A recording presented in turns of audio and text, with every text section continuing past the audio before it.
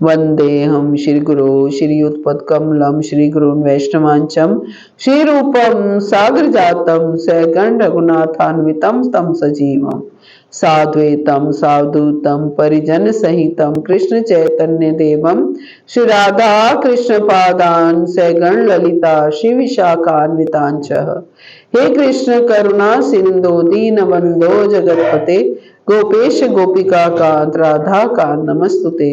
तप्त कांचन गौरांगी श्री राधे वृंदावनेश्वरी वृषभानुसुते देवी प्रणमामि हरिप्रिये।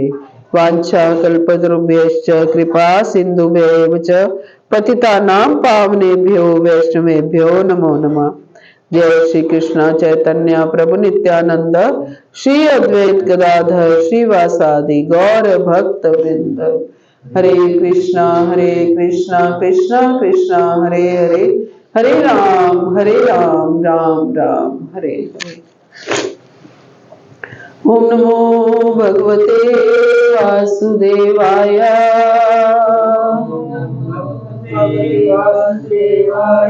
ओम नमो भगवते वासुदेवाय।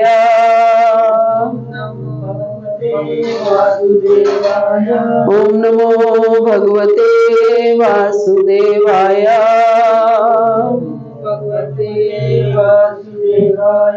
नारायणं नमस्कृत्य नरं चैव नरोत्तमं देवीं सरस्वतीं व्यासा तदोदयमुदीरये नष्प्रायेषु भद्रेषु नित्यं भागवत सेवया भगवती उत्तम श्लोके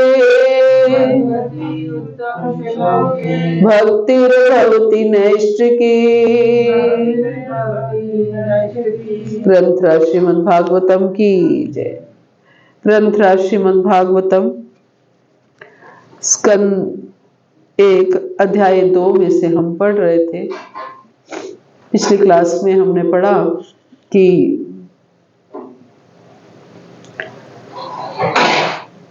श्रवण से उत्पन्न भक्ति ही परम सत्य की अनुभूति का साधन है। कि जब हम भगवान के बारे में सुनते हैं तो सुन करके हमारे अंदर भगवान की अनुभूति होने लगती है। हम भगवान को समझने लगते हैं, जानने लगते हैं। भगवान से हम कनेक्टेड हो जाते हैं। कैसे? सुन करके, जब हम भगवान के बारे में सुनते हैं। अब प्रश्न ये उठता है कि हमारे सुनने को मन ही नहीं करता, सुनने की इच्छा ही नहीं है हमारे अंदर। हम कोशिश करते हैं लेकिन सुनने की इच्छा नहीं होती है। अगर इच्छा होती तो आप देखिए कितने लोगों को कहते हैं आप घर बैठे ऑनलाइन सुनो, कैसे भी सुनो, लेकिन इच्छा नहीं होती, तभी हम नहीं सुन पाते हैं। तो अब इच्छा नहीं होती तो वो इच्छा कैसे जागृत हो, है ना। ये तो कह दिया कि सुनने से जो है भगवान से की हमें अनुभूति होने लगती है, भगवान से प्रीति होने लगती है, भगवान से हमारा प्रेम जागृत होने लगता है सुनने मात्र से, भगवान के बारे में सुनने मात्र से। लेकिन सुनने की भी तो इच्छा होगी तभी तो हम सुनेंगे ना। तो उस प्रश्न का उत्तर भी भागवत हमें दे रही है कि सुनने से हमारी प्रीति कैसे जागृत होगी, हमारे अंदर भगवान के बारे में सुनने की लालसा कैसे जागृत होगी। क्या कहते हैं कि हे द्विजो, जो भक्त समस्त पापों से पूर्ण रूप से मुक्त है, जो भक्त समस्त पापों से पूर्ण रूप से मुक्त है, उनकी सेवा करने से महान सेवा हो जाती है। ऐसी सेवा से वासुदेव की कथा सुनने के प्रति लगाव उत्पन्न होता है। किससे लगाव उत्पन्न होता है? वासुदेव की कथा सुनने के प्रति हमारा लगाव उत्पन्न होता है। हमारा कथा के प्रति लगाव नहीं होता, तभी तो हम या तो कथा सुनते नहीं हैं, और कभी कभी हम सुनने बैठते हैं तो हमें नींद आ जाती है, ध्यान हट जाता है। तो क्यों? इसका मतलब अभी कथा में लगाव नहीं है, रुचि नहीं है ना। हमें कथा के प्रति जो है वो अभी इतना लगाव नहीं है। तो ये लगाव कैसे उत्पन्न हो, वो बता रहे हैं कि जो भक्त समस्त पापों से पूर्ण रूप से मुक्त है, अर्थात जो भक्त शुद्ध भक्त है, पूर्ण रूप से मुक्त है, शुद्ध भक्त है, उनकी सेवा करने से महान सेवा हो जाती है। उनकी सेवा करने से महान सेवा हो जाती है। और ऐसी सेवा से वासुदेव की कथा सुनने के प्रति लगाव उत्पन्न हो जाता है। ऐसी सेवा से वासुदेव की कथा सुनने के प्रति लगाव उत्पन्न हो जाता है। इसका मतलब क्या है? क्या तरीका है कृष्ण कथा के प्रति हमारा लगाव उत्पन्न हो? शुद्ध भक्तों की सेवा। शुद्ध भक्तों की सेवा करने मात्र से हमारा कृष्ण कथा सुनने में हमारा लगाव उत्पन्न हो सकता है ना। लगाव उत्पन्न हो सकता है क्या करने से? शुद्ध भक्तों की सेवा करने मात्र से। क्या उदाहरण है इसका? नारद जी, है ना। नारद जी क्या किया? नारद जी कैसे नारद जी बने, है ना। चतुर्मास में उनके मैया, उनकी माता जो है वो किसी आश्रम में काम करती थी, झाड़ू पोछा बर्तन ऐसा ये काम, ये सेवा उनकी मैया करती थी। तो वो छोटे बालक थे, 5 वर्ष के बालक थे, और अपनी माँ के साथ वो सेवा करने के लिए जब माँ जाती थी तो माँ के साथ चल देते थे। तो चतुर्मास में क्या होता है, जो संत लोग होते हैं वो कहीं जाते नहीं है, एक स्थान पर रहते हैं। क्योंकि पहले क्या होता था, इतना कीचड़ और ये सब होता था, सब जाना सब जगह पैदल होता था, तो ट्रैवलिंग जो है वो इजी नहीं होती थी। तो इसलिए संत लोग एक ही स्थान पर रह के 4 महीने भजन करते थे। तो वो चतुर्मास का समय चल रहा था, तो वो संत उस आश्रम में रुके हुए थे। तो बालक नारद जो है वो अपनी माँ के साथ रोज आश्रम में जाता है। तो वहां पर संत जो है वहां रुके हुए थे, रोज कृष्ण कथा करते थे और भोजन पाते थे। तो नारद जी क्या करते थे, रोज उनसे कृष्ण कथा सुनते थे।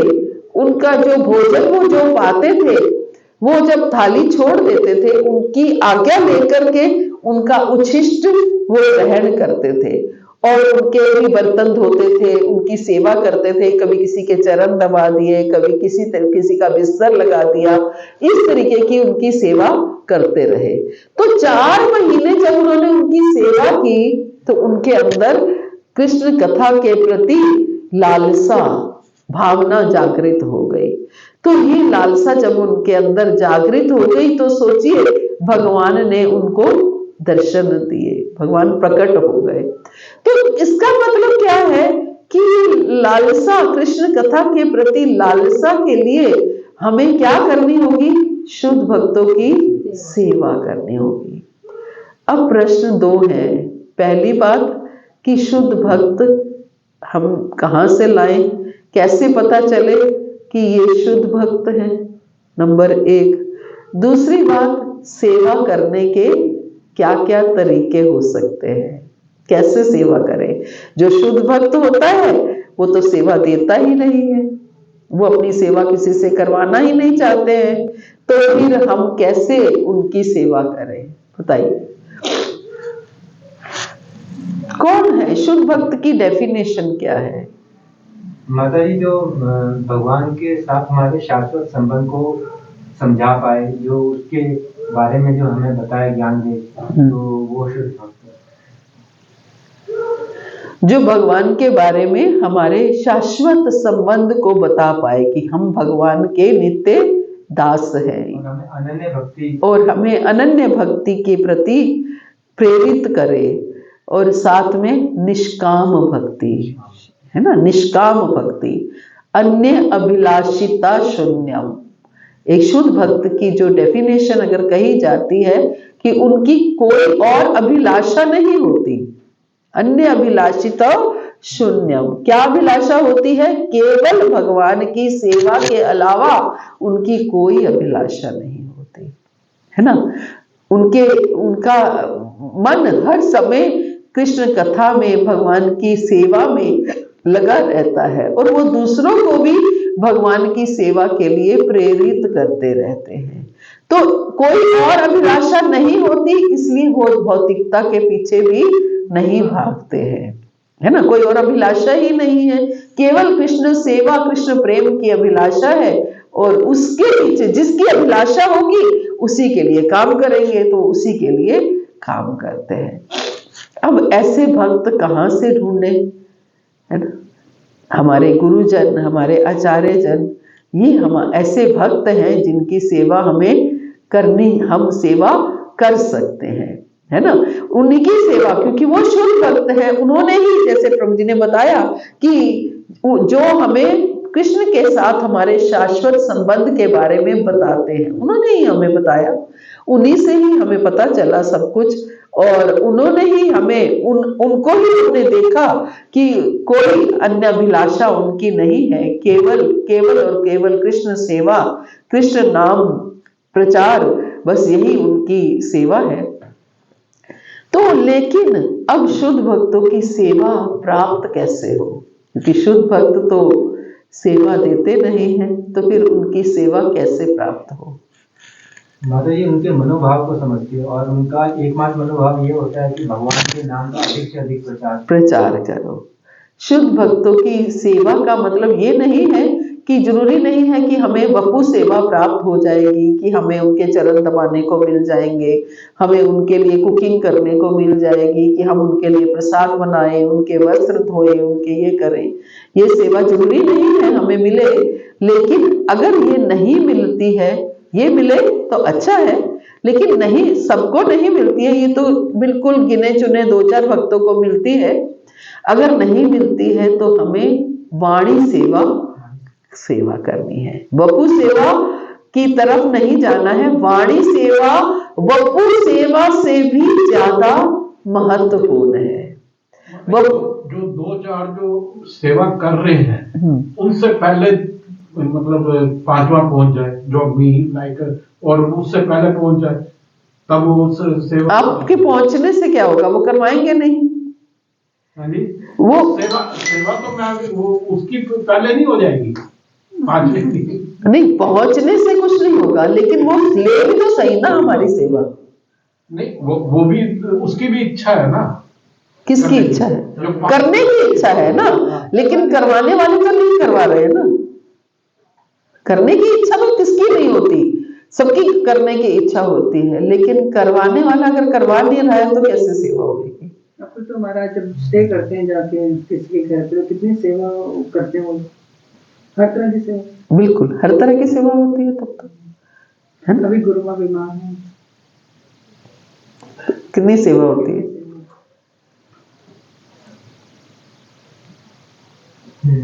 तो हर किसी घर जाने, गिने गिने घरों में जाते हैं वो। तो कैसी सेवा, ऐसी सेवा अगर ठीक है, वपु सेवा हमें नहीं मिल पाती है, वाणी सेवा इसलिए शास्त्रों में वपु सेवा से भी ज्यादा महत्वपूर्ण है। वाणी सेवा का अर्थ क्या है कि जो वो कहे उनकी आज्ञा का पालन करना, जैसे वो कहे वैसे अपने जीवन को चलाना, ये वपु सेवा से भी ज्यादा महत्वपूर्ण है कि जैसा वो कहे वैसा हमें अपने जीवन को चलाना है ना। जैसे वो क्या कहते हैं, वो क्या कहेंगे हमें बताइए कि वो क्या कहते हैं, वो हमसे धन नहीं मांगते, हमसे कोई सेवा नहीं मांगते, वो यही कहते हैं बस प्रचार करो, प्रचार करो, प्रचार करो, बस यही उनकी वाणी सेवा है ना। तो हम उनके कहे अनुसार चले, जैसा वो चाहते हैं वैसा हम करें तो उनकी वाणी सेवा हो जाती है, और उसी से ही हमारा कथा के प्रति लगाव उत्पन्न हो जाता है। जब हम शुद्ध भक्तों की सेवा करते हैं तो उससे ही हमारा श्रवण के प्रति, सुनने के प्रति लगाव उत्पन्न हो जाता है। तो यही कह रहे हैं कि जो भक्त समस्त पापों से पूर्ण रूप से मुक्त हैं, उनकी सेवा करने से महान सेवा हो जाती है, और ऐसी सेवा से वासुदेव की कथा सुनने के प्रति लगाव उत्पन्न हो जाता है। प्रभुपाद कहते हैं कि भगवान अपनी प्रत्यक्ष सेवा की अपेक्षा अपने दास की सेवा किए जाने से अधिक प्रसन्न होते हैं। भगवान अपनी सेवा से इतने प्रसन्न नहीं होते हैं जितने कि उनके दास की, उनके भक्त की सेवा करने से प्रसन्न होते हैं। भगवान तब अत्यधिक प्रसन्न होते हैं जब वो ये देखते हैं कि उनके भक्तों का समुचित आदर हो रहा है। भगवान तब अत्यधिक प्रसन्न होते हैं। कब प्रसन्न होते हैं? जब वो ये देखते हैं कि उनके भक्तों का अत्यधिक सम्मान हो रहा है। जब हम भक्तों का सम्मान करते हैं, उनको आदर देते हैं, तो भगवान बहुत प्रसन्न होते हैं। इसलिए क्योंकि वो भगवान की सेवा के लिए सभी प्रकार के कष्ट उठाते हैं। भगवान प्रसन्न होते हैं क्योंकि जब हम उनके भक्तों की सेवा करते हैं। क्यों? जब हम उनके भक्तों की सेवा करते हैं तो भगवान क्यों प्रसन्न होते हैं? क्योंकि उनके भक्त उनके लिए सब तरह के कष्ट उठाते हैं। आप देखिए, विदेश जा जा के प्रचार करना, 80+ एज हो गई, बाहर जा जा के प्रचार करना, दोनों जने, कभी कोई बीमार होके आ जाता है, कभी कोई बीमार होके, लेकिन फिर भी जाते हैं, फिर भी जाते हैं। तो क्या है ये? भगवान के पीछे कष्ट उठाना, है ना, भगवान के पीछे कष्ट उठाना। ये तो ऐसे भक्तों की सेवा करने से ही भगवान प्रसन्न होते हैं। क्या कहते हैं? भगवान तब अत्यधिक प्रसन्न होते हैं जब वो देखते हैं कि उनके भक्तों का समुचित आदर हो रहा है, क्योंकि वे भगवान की सेवा के लिए सभी प्रकार के कष्ट उठाते हैं, अतः वे उन्हें अत्यंत प्रिय होते हैं। भगवद गीता में भगवान घोषित करते हैं कि उन्हें उस भक्त के समान अन्य कोई प्रिय नहीं है जो उनकी महिमा का प्रचार करते हुए अपना सर्वस्व संकट में डालता है। भगवद गीता के 18वें अध्याय के 69 श्लोक में भगवान डिक्लेयर करते हैं कि जो मेरे इस वचन का, जो मेरी इस वाणी का प्रचार करता है, वो भक्त मुझे अतिशय प्रिय है। जो उनकी महिमा का प्रचार करते हुए अपना सर्वस्व संकट में डालता है। भगवान के सेवकों की सेवा करके कोई भी धीरे धीरे उन सेवकों के गुणों को प्राप्त कर लेता है। जब हम उनकी सेवा करते हैं तो धीरे धीरे उनकी सेवा करते करते उन सेवकों के गुणों को प्राप्त कर लेते हैं, क्योंकि जिनकी सेवा कर रहे हैं उनके गुण हमारे अंदर ट्रांसफर होते जाते हैं। तो जब हम उन भक्तों की सेवा करते हैं तो उनके गुण धीरे धीरे हमारे अंदर ट्रांसफर होते हैं। भगवान के सेवकों की सेवा करके कोई भी धीरे धीरे उन सेवकों के गुणों को प्राप्त करता है, और इस प्रकार वे भगवान की महिमा सुनने के योग्य बन जाता है। भगवत धाम में प्रवेश पाने के लिए भक्त की पहली योग्यता यह है कि वह भगवान के विषय में सुनने को उत्सुक हो। क्या कह रहे हैं प्रभुपाद? भगवत धाम अगर हम जाना चाहते हैं, भगवान के धाम में अगर हम जाना चाहते हैं, तो पहली क्वालिफिकेशन क्या है? कि हमें भगवान के बारे में सुनने की उत्कंठा हो, लालसा हो, उत्सुकता हो। क्योंकि वहां क्या मिलेगा? भगवान के बारे में ही सुनने को मिलेगा। तो जब हमारे अंदर भगवान के बारे में सुनने की उत्सुकता होगी, तभी हम भगवत धाम जाने के लिए एलिजिबल हैं। और भगवान के बारे में सुनने की उत्सुकता कैसे जागृत होगी? जब हम भगवान के भक्तों की सेवा करेंगे। वपु सेवा तो नहीं मिलती, लेकिन वाणी सेवा हमें मिलती रहती है, मिलती ही है, इसलिए वाणी सेवा हम अवश्य करें, है ना। तो ये हमें इस श्लोक से बताया गया है। आगे कहते हैं, प्रत्येक हृदय में परमात्मा स्वरूप स्थित तथा सत्यनिष्ठ भक्तों के हितकारी भगवान श्री कृष्ण उस भक्त के हृदय से भौतिक भोग की इच्छा को हटाते हैं जिसने उनकी कथाओं को सुनने में रुचि उत्पन्न कर ली है। शृण्वताम स्वकथा कृष्ण पुण्य श्रवण कीर्तन, जिसने भगवान की कथाओं को सुनने में रुचि उत्पन्न कर ली है। अब पहले तो क्या बताया कि रुचि कैसे उत्पन्न करनी है? भक्तों की सेवा करके, और भगवत धाम जाने के लिए भगवान की कथाओं में रुचि होना, ये सबसे पहली क्वालिफिकेशन है। अब ये बताया, अब जिन्होंने रुचि उत्पन्न कर ली है, उनके अंदर रुचि हो गई है, उस भक्त के हृदय से भौतिक भोग की, भगवान उस भक्त के हृदय से भौतिक भोग की इच्छा को हटाते हैं जिसने उनकी कथाओं को सुनने में रुचि ली है। क्योंकि ये कथाएं ठीक से सुनने तथा कहने पर अत्यंत पुण्यप्रद है। कहने वाले के हृदय से भी भौतिक भोग की इच्छा हटती है, सुनने वाले के हृदय से भी भौतिक भोग की इच्छा हटती है। अब किसी को ये पता चले कि भगवान की कथा सुनने से, कृष्ण कथा सुनने से हमारे अंदर तो कोई संसारी वासना सब समाप्त हो जाएंगी। कोई कहेगा भैया फिर हम संसार में रहेंगे कैसे? फिर तो हम बिल्कुल साधु हो जाएंगे, बिल्कुल हम सन्यासी हो जाएंगे।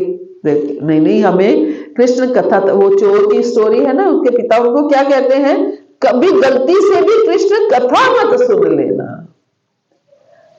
एक चोर होता है, उसके पिता उसको कहते हैं कि बेटा कुछ भी करना, लेकिन कभी कथा मत सुन लेना। तो वो हमेशा जब घूम रहा होता है, चोरी करने के लिए इधर उधर घूमता है, तो कृष्ण कहीं कथा होती है तो कान बंद कर लेता है। तो एक दिन उसके पांव में कांटा चुभ जाता है, तो कानों पे हाथ रखा होता है, तो कांटा निकालने के लिए हाथ निकालना पड़ जाता है, छोड़ना पड़ जाता है कांटा निकालने के लिए। तो उतने में ही एक श्रवण हो जाता है, एक लाइन उनके कानों में पड़ जाती है कि कभी किसी से झूठ नहीं बोलना या कभी किसी का गलत नहीं करना, कुछ ऐसा उनके दिमाग श्रवण हो जाता है। और वही उसकी वजह से ही वो पुलिस के चंगुल से बच जाता है ना। वो सुनने मात्र से वो पुलिस के चंगुल से बच जाता है। तो उसको लगता है कि अगर एक सेंटेंस मैंने सुन लिया कृष्ण कथा का, तो मेरे जीवन में ये हो गया, अगर मैं हमेशा कृष्ण कथा सुनूंगा तो क्या होगा, है ना। तो कृष्ण कथा ऐसी है जो जीवन को बदल देती है, हमारे जीवन को बदल सकती है। इसलिए क्या कह रहे हैं कि क्योंकि ये कथाएं ठीक, लेकिन वो कथा सुननी कैसे है? ठीक से सुनने तथा कहने पर ठीक से सुननी है। ये नहीं कि केवल बस सुन रहे हैं, ठीक है। ऑनलाइन में, ऑफलाइन में तो ये समस्या कम आती है, ऑफलाइन में नींद की समस्या आती है, अदरवाइज कोई समस्या नहीं आती है। लेकिन ऑनलाइन में ये समस्या बहुत है कि हम ऑन करके छोड़ देते हैं और दूसरे कामों में लग जाते हैं, तो फिर वो श्रवण ठीक से हो नहीं पाता है। इसलिए मुझे ऑनलाइन क्लासेस में कम रुचि है, ऑफलाइन क्लासेस में ज्यादा रुचि आती है मुझे, क्योंकि कम से कम भले ही 4 लोग बैठ के सुन रहे हैं, वक्ता को भी लगता है कि हाँ वो जो बोल रहा है कोई सुन रहा है और सुनने वाले को भी अच्छा लगता है, इंटरेक्शन भी होता है। इंटरेक्शन होता है। किसी को बातचीत बीच में करनी है तो बातचीत भी कर सकता है। ऑनलाइन में भी बातचीत होती है, लेकिन अगर श्रवण ठीक से हो तो, अगर श्रवण ठीक से नहीं होता तो फिर नहीं कुछ होता। तो इसलिए क्या कहते हैं, जो ठीक से श्रवण करता है उस भक्त के हृदय से भगवान भौतिक भोग की इच्छा को हटाते हैं, जिसने उनकी कथाओं को सुनने में रुचि उत्पन्न कर ली है। तो कितनी सुंदर बात है ये कि अगर हमारे अंदर से भौतिक भोग की इच्छा समाप्त हो जाए तो फिर क्या रह जाएगा? भगवान का नाम रह जाए, केवल भगवान से प्रेम करने की इच्छा, केवल भगवान की सेवा करने की इच्छा, भक्तों की सेवा करने की इच्छा रह जाएगी और भौतिक भोग की कोई इच्छा नहीं रह जाएगी और केवल आध्यात्मिक इच्छाएं रह जाएंगी। और आध्यात्मिक इच्छाएं भगवान बहुत जल्दी पूर्ण करते हैं। आध्यात्मिक इच्छाएं आपकी उत्पन्न होने की देर है। आप भगवान से प्रार्थना करेंगे, भगवान तत्क्षण पूर्ण करते हैं, तत्क्षण पूर्ण करते हैं। अनुभव है माता जी, मेरा किया स्वयं का अनुभव है। हाँ, करते हैं भगवान को, जरूर पूरा करते हैं। तो ये होता है कि आप कोई इच्छा, आप भौतिक इच्छा को भी आध्यात्मिक इच्छा से जोड़ लेंगे तो भी आपकी वो इच्छा भी अवश्य पूर्ण होगी। अभी हम वृंदावन गए संडे भी, इसी वीक में मेरे पाँव में बहुत ज्यादा प्रॉब्लम हो रही थी उस दिन, तो ऐसा लग रहा था कि बिल्कुल मैं मंदिर के अंदर भी नहीं चल पा रही हूँ। तो मैं प्रभुपाद के पास गई, प्रभुपाद समाधि पे, प्रभुपाद को बोला, प्रभुपाद प्रचार करवाना चाहते हो तो आपको मुझे ठीक रखना पड़ेगा, अदरवाइज तो मैं इस हालत में तो मैं प्रचार नहीं कर पाऊंगी। कितना कर पाऊंगी, कितना घसीटूंगी मैं अपने आप को, मैं तो इतना नहीं चल पा रही हूँ। तो बस प्रभुपाद को बोल के और मैं आ गई और बाहर आई। मैं, प्रभु जी कोई फोन पे बात कर रहे थे तो मैं प्रभु जी की वेट कर रही थी और इतने में एक माता जी आई और मुझे आके कहती हैं, हरे कृष्णा माता जी। वो प्रभुपाद हाउस से निकल के आ रही थी और आकर के मुझे हार पहना दिया, ये प्रभुपाद का हार है। तो मुझे लगा कि देखो प्रभुपाद कितनी जल्दी सुनते हैं। मैं तो प्रभुपाद से प्रेयर, ये मन ही मेरे भाव आ गया, हालांकि मैं कोई इंटेंशनली ये प्रेयर करने नहीं गई थी, मन क्योंकि तकलीफ हो रही थी जाने में। तो जाके प्रभुपाद को बोली, प्रभुपाद प्रचार कराना चाहते हो तो आपको मेरे को ऐसा करना पड़ेगा, अदरवाइज तो मैं कैसे प्रचार करूंगी।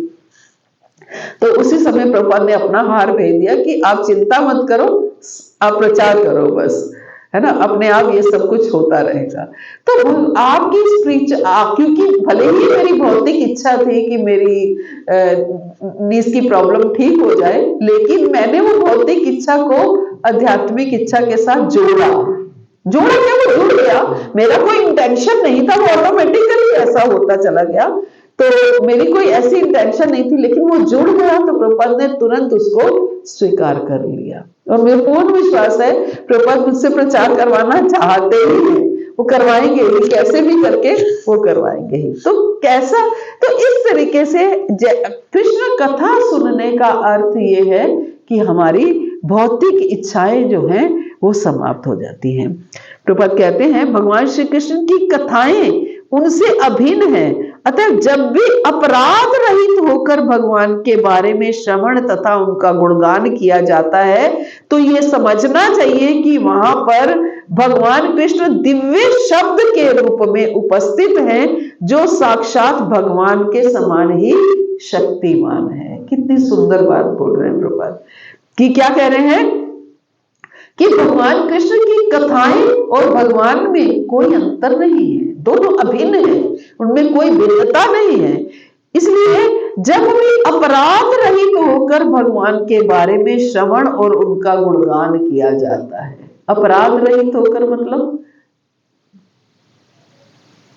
10 अपराधों से बचकर नहीं, कथा सुनने में अपराध कर बैठते हैं हम कथा सुन, अगर हम कथा में बैठे हैं और ध्यान से नहीं सुन रहे हैं तो ये भी एक अपराध है।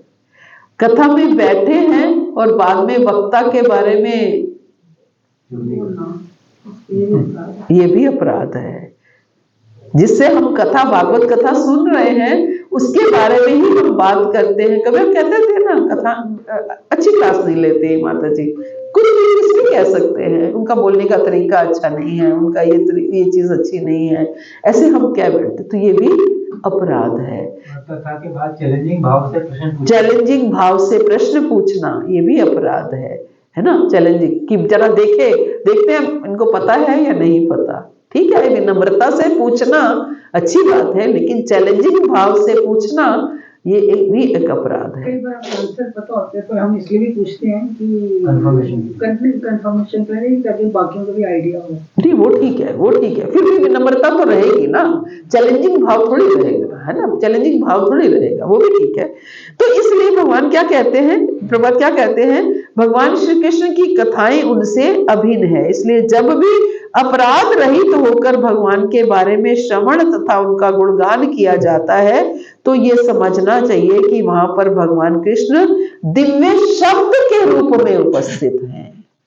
जब हम भगवान कृष्ण की कथा सुनते हैं, उनका गुणगान करते हैं, तो भगवान शब्द के रूप में, दिव्य शब्द के रूप में वहां उपस्थित हैं, जो साक्षात भगवान के ही समान शक्तिमान है।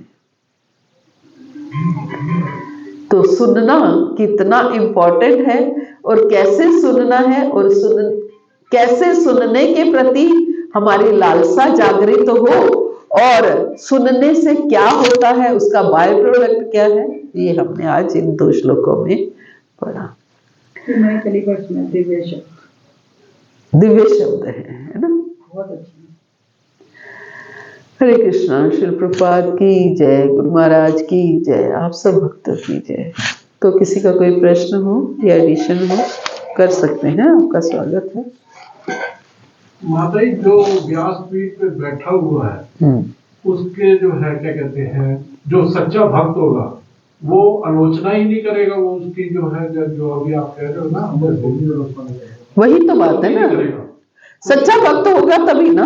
सच्चा भक्त तो नहीं करेगा, ये आप बिल्कुल ठीक कह रहे हो कि सच्चा भक्त नहीं होगा। यही सच्चा भक्त बनाने के लिए तो ये भागवत में सोचिए इन श्लोकों को स्थान दिया गया है, तो इसीलिए तो दिया गया है ताकि सुनने वाला सच्चा भक्त बन पाए। अगर कोई करता है तो अलर्ट हो जाए कि ऐसा नहीं करना है ना। सच्चा भक्त बनना ही तो कठिन है, सच्चा भक्त बनना आसान नहीं है प्रभु जी। सच्चा भक्त मतलब बहुत बड़ी ऊंची चीज है, यही तो करना है जीवन में। अचीवमेंट क्या है, सच्चा भक्त ही तो बनना है ना। और कोई प्रश्न? माता जी, ये तो आपसे व्यक्तिगत प्रश्न है कि आप में इतनी एनर्जी कहाँ से आती है? वो व्यासपीठ पे बैठे हैं, व्यासपीठ पे एनर्जी प्रभु जी मेरे पे अंदर। आपको शारीरिक रूप से भी इतनी लिमिटेशन है, उसके बावजूद भी आप जो है सुबह शाम इतनी, सुबह एमबीएस में, फिर उसके बाद जो सेंटर में, फिर उसके बाद जो प्रचार के लिए भी बाहर भी जाते हो, तो ऐसे कैसे आती है इतनी? प्रभु जी एक बात बताऊं, प्रेम में बहुत एनर्जी है। सारी एनर्जी ही प्रेम की होती है, और किसी चीज की एनर्जी नहीं होती। जच्चा होती है ना, 2 दिन की जच्चा, उससे उठा नहीं जाता है ना, लेकिन फिर भी वो अपने बच्चे को फीड कराने के लिए उठती है ना। बच्चे, चलो बाकी काम फिर भी बाकी लोग कर लेंगे, बच्चे का कोई भी काम, हाँ है ना। क्यों? प्रेम है बच्चे से, बच्चा उस पर आश्रित है ना। इसलिए वो, जहां प्रेम होता है वहां प्रेम की शक्ति होती है। तो मुझे गुरु महाराज की शक्ति है, गुरु महाराज ने शक्ति दी है, आप सबको दी है, ऐसी बात नहीं है। तो हम सबके पास वो शक्ति है, हम, आप में भी बहुत शक्ति है, बहुत इतनी सेवाएं आप करते हैं, तो बहुत सुंदर शक्ति है। बस हमें अपनी अपनी शक्ति को उसका बेस्ट यूटिलाइजेशन करना है, ये करना है। हमें वाणी की सेवा करनी। हाँ ये आपकी कथा सुन के ना उत्साह आता है, मतलब हर एक से नहीं आता, हर एक श्रोता के उससे नहीं होता। ये आपकी जो कथा क्रिटिसिज्म सुनते नहीं है, हैं ये तो एक क्रिटिसिज्म तो नहीं है, लेकिन ये फैक्ट है। एक तो उसमें मन लगता है, उसके बाद प्रेरणा मिलती है कि हाँ जो भी जो आप बताते हो ना, जो आप बोलते हो और हम सुनते हैं, तो उससे क्या नाम काफी प्रेरणा मिलती है, उससे उत्साह रहता है कि हाँ भाई ये जो आप बता रहे हो ये वाकई संभव भी है, ये हो भी सकता है। प्रभु जी, और आप अपने उदाहरण से बताते हैं माता जी। जो ये एस्कॉन के जो जितने भी वो करते हैं, व्यासपीठ पे जब बैठ जाते हैं तब जो है सभी के ही जो है। सही बात है, बिल्कुल ठीक कह रहे हो प्रभु जी, नहीं, सभी सभी का का है, लेकिन फिर भी माता जी हमें तो बहुत अट्रैक्शन है। वो आपकी प्रेम है मेरे साथ, इसलिए आप ऐसा कह रहे हो। प्रेम भी तो आपके वो सुनने से बना हुआ है ना। गुरु महाराज की कृपा है, सब भक्तों के ऊपर होनी चाहिए। ये बस गुरु महाराज की कृपा है, उन्हीं की वाणी है, उन्हीं के शब्द हैं जो मैं आप तक पहुंचाती हूँ। मेरा कुछ नहीं है इसमें, जो आपको अच्छा लगता है वो उनका है। संडे में आपके यहाँ आई थी मैरोली में, तो सब वक्ता बहुत अच्छे थे, मैं किसी एक्सीलेंट थे, लेकिन जैसे ही माइक आपके हाथ में होता था ना, मैं ज्यादा अलर्ट हो जाता। मतलब मैं अपना वो बता रही हूँ ज्यादा। और मुझे उनका जो पुस्तक वितरण वाला आपके एक्सपीरियंस ताज जो है उनके साथ बहुत अच्छा मिले लगा, वो जो लेडी ने बोला गीत था। गोविंद माता जी। हाँ जी, मेरे को नाम नहीं मालूम, लेकिन वो बहुत अच्छा लगा और कितनी नेचुरल थी वो। उसको 10% नहीं पता था जब आपने एक्सप्रेशन कैसे हो गए थे। ये बात होता है, मतलब मेरा अपमान कर रहे हो। किसका अपराध कर रहे हैं? वाञ्छाकल्पतरुभ्यश्च कृपा सिन्धुभ्यश्च पतितानां पावनेभ्यो वैष्णवेभ्यो नमो नमः। अच्छा, आपने अनंत कोटि वैष्णव वृंद की जय, जगत गुरु शैल प्रभुपाद की जय, परम करुणामय गुरु महाराज की जय, आप सब भक्तों की जय। हरे कृष्णा।